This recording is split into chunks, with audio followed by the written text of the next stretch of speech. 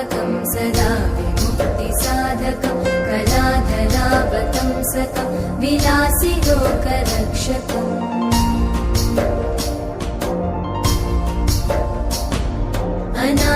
अनायकैकनायकं विनाशिते भदैत्यकं नताशुभाशुनाशकं नमामि तं विनायकम्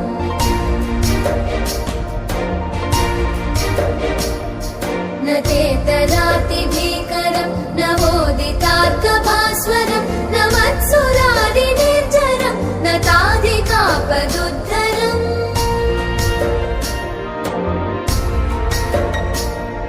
सुरेश्वरं निधीश्वरं गजेश्वरं गणेश्वरं महेश्वरं तमाश्रये परात्परं निरन्तरम्